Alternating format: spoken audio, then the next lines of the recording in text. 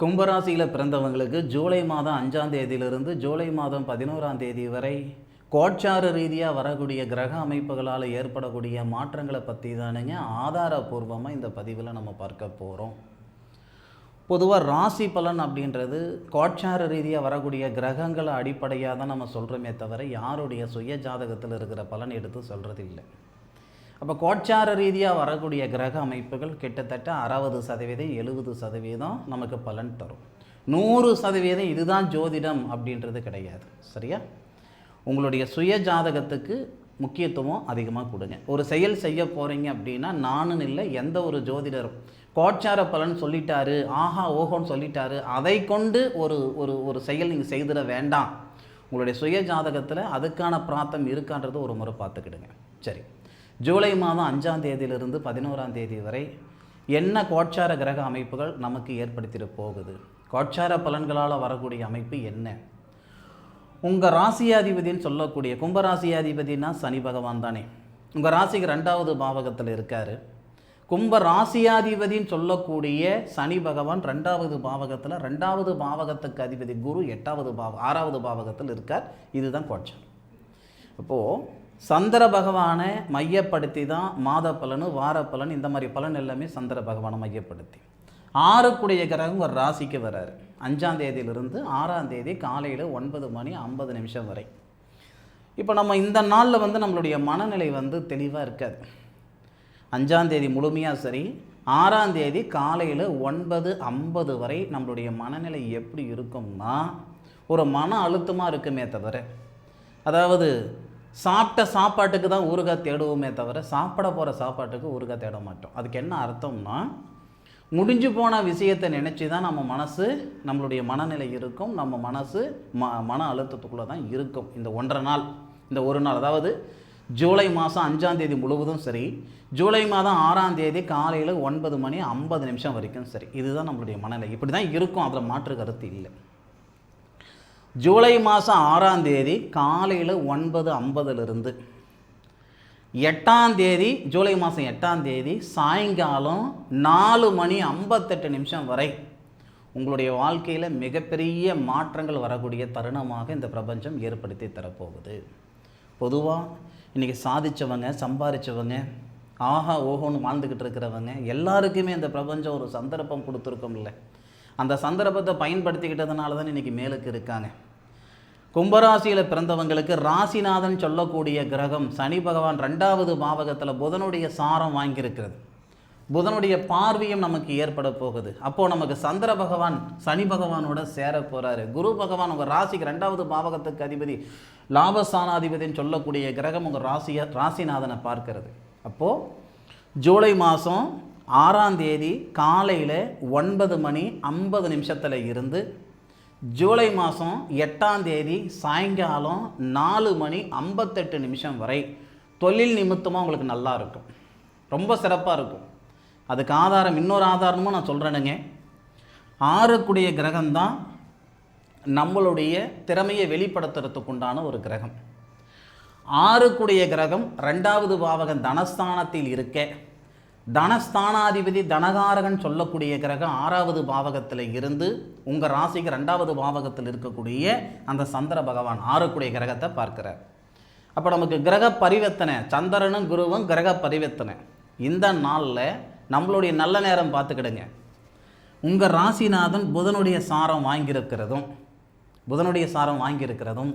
உங்கள் ராசிநாதன் சனி உங்கள் ராசிக்கு 2வது பாவகத்தில் இருந்து 10வது பாவகத்துக்கு அதிபதி தொழில் ஸ்தானாதிபதி செவ்வாவை பார்ப்பதும், செவ்வாவை 3வது பார்வையை பார்க்கிறாரு. இந்த செவ்வாய் தொழில் ஸ்தானத்தை பார்க்கிறாரு, கூடவே இந்த குருவும் பார்க்கிறாரு தொழில் ஸ்தானத்தை. இதனால் 100% தொழில் நிமித்தமாக உங்களுக்கு நேர காலங்கள் பிரமாதமாக இருக்கும். இந்த நாளில் நீங்கள் எடுக்கக்கூடிய முடிவும் சரி, முயற்சியும் சரி, ஒரு நாள் இல்லை ஒரு நாள் ஒரு பெரிய வாழ்க்கை வாழ்ந்துக்கிட்டு இருக்கிறதுக்கு 2026 வருஷம் ஜூலை மாதத்தில் நான் எடுத்த முடிவு தான் ஏன் காரணம் அப்படின்னு நிச்சயமாக நீங்கள் சொல்லுவீங்க. அதில் மாற்று கருத்து இல்லை. சந்தர்ப்பமும் சூழ்நிலையும் சாதகமாக ஒரு மனுஷனுக்கு அமைந்தால் ஆண்டியாக இருந்தாலும் அரசனாக்கிடும் இந்த பிரபஞ்சம். அதே சந்தர்ப்ப சூழ்நிலை கெட்டு போச்சுன்னா அரசனாகவே இருந்தாலும் ஆண்டியாக்கிடும். நடைமுறையில் நிறைய நம்ம பார்த்துருக்கோம். சரியா? கும்பராசியில் பிறந்தவங்க உங்களுடைய வாழ்வாதாரத்தில் மாற்றங்கள் வேணும்னு நினைக்கிறீங்கன்னா ஜூலை மாதம் 6ஆம் தேதி காலையில் 9:50 ஜூலை மாதம் 8ஆம் தேதி சாயங்காலம் 4:58 வரை வரக்கூடிய வாய்ப்புகளை பயன்படுத்திக்கோங்க.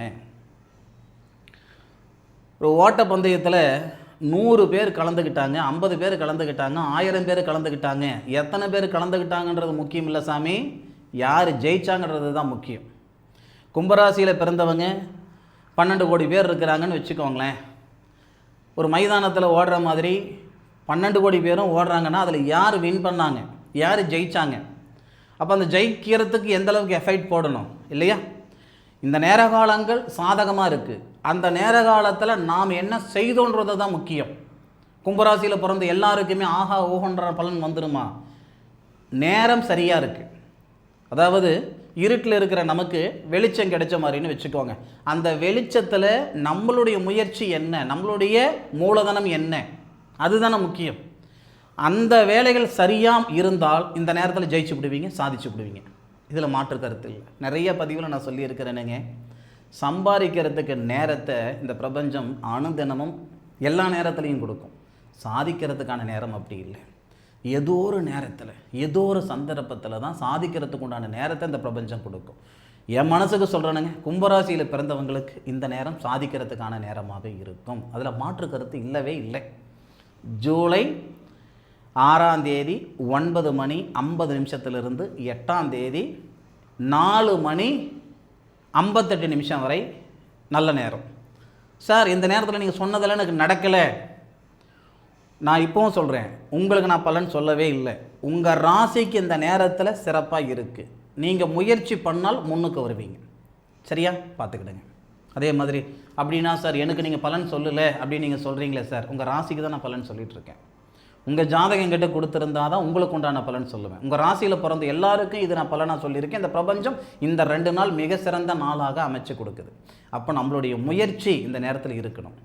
நான் இதுக்கு முன்னாடி ஒரு பதிவில் சொன்னேன், விதை கையிலேயே இருந்தால் முளையாது, விளையாது. விதைச்சாதான் முளையும் விளையும். அந்த மாதிரி திறமை நம்ம மனசிலே இருந்து 10 காசு பிரயோஜனம் இல்லை.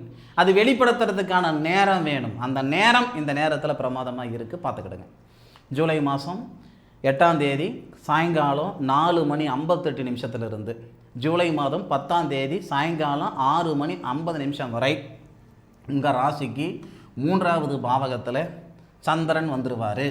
6க்குடைய கிரகம் 3வது பாவகத்துக்கு வரார். இது ஒரு சில விஷயத்துக்கு நல்ல நேரம். எப்படின்னு கேட்டிங்கன்னா, 3வது பாவகத்துக்கு அதிபதி செவ்வாவுடைய வீட்டில் சந்திரனுடைய நட்சத்திரத்தில் தான் செவ்வாய் இருக்கார். செவ்வாய் யாருன்னு கேட்டிங்கன்னா நிறைய பேருக்கு தெரியும், பூமிகாரகன் அப்படின்றது நிறைய பேருக்கு தெரியும். கும்பராசியில் பிறந்தவங்களுக்கு சகோதர ஸ்தானாதிபதி அவர் தான், சகோதர காரகனும் அவர் தான். அண்ணன் தம்பிகளுக்குள்ளே இருக்கக்கூடிய கருத்து வேறுபாடுகளாக இருக்கட்டும், அக்கா தங்கச்சிக்குள்ளே இருக்கக்கூடிய கருத்து வேறுபாடுகளாக இருக்கட்டும், பகை நீங்கக்கூடிய நேரம் இந்த நேரம். நான் வாங்காத பணத்துக்கு வட்டி கட்டிகிட்டு இருக்கிறேன், செய்யாத தப்புக்கு தண்டனை அனுபவிச்சுக்கிட்டு இருக்கிறேன், பழி ஒரு பக்கம், பாவம் ஒரு பக்கம். அதாவது காசு பணம் இல்லைன்ற சங்கடங்கள் ஒரு சிலருக்கு இருக்குதுனால நிம்மதி இல்லாமல் இருந்துக்கிட்டு இருக்கிறேன்னு சொல்லக்கூடிய சங்கடம் ஒரு சிலருக்கு இருக்குதான் செய்யுது. கும்பராசியில் பிறந்தவங்களுக்கு ஜூலை மாதம் 8ஆம் தேதி 4:56 10ஆம் தேதி ஜூலை மாதம் 10ஆம் தேதி 6:50 இந்த முயற்சிகள் நீங்கள் பண்ணிங்கன்னா இந்த சங்கடங்கள் நீங்கும். அதில் மாற்று கருத்து இல்லை. 10ஆம் தேதி சாயங்காலம் 6:50 11:12 உங்கள் ராசிக்கு 5வது பாவகத்துக்கு, உங்கள் ராசிக்கு 4வது பாவகத்துக்கு சந்திரன் வந்துடுவார். இந்த இடத்துல நமக்கு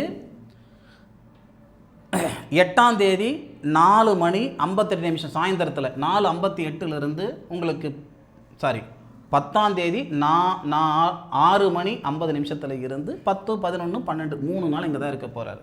அப்போ நமக்கு சந்திரமங்கல யோகம் ஏற்படும். சந்திரனும் செவ்வாயும் சேர்ந்து இருக்கிறது பார்த்திங்கன்னா சந்திரமங்கல யோகம். இந்த நேரத்தில் கும்பராசியில் பிறந்தவங்க செய்ய வேண்டியது என்னன்னா, 10ஆம் தேதி சாயந்தரம் தான் இந்த சூழல். அப்போ 11ஆம் தேதி 12ஆம் தேதி அதிகாலை வரை இந்த 2 நாளில் ஏதாவது ஒரு மனை வாங்கலாம், இல்லை ஏற்கனவே இருக்கிற வீடு ஆல்ட்ரேஷன் பண்ணலாம்.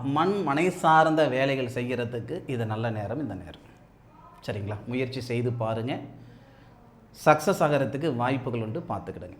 எத்தனையோ பேர் தேவைக்கு மேலே காசு பணம் வச்சுருந்து வாடகை வீட்டில் இருக்கிறவங்க நம்ம பார்த்துருக்கோம். காசு பணமே இல்லை சார், ஆனால் நான் சொந்த வீட்டில் இருந்துக்கிட்டு இருக்கிறேன் சார் அப்படின்னு சொல்கிறவங்களையும் நம்ம பார்த்துருக்கோம். ஒரு செயல் செய்கிறோம்னா அந்த செயல் செய்கிறதுக்கு பணம்ன்றது 2வது பட்சம், நேர காலங்கள் தான் ஃபஸ்ட்டு. ஸோ நேர காலங்கள் இந்த நேரத்தில் சாதகமாக இருக்கும், பயன்படுத்தி பாருங்கள். கும்பராசியில் பிறந்த உங்களுக்கு வரக்கூடிய வாரம் சாதகமான நேரமாக இருக்குன்றதில் மாற்று கருத்து இல்லை.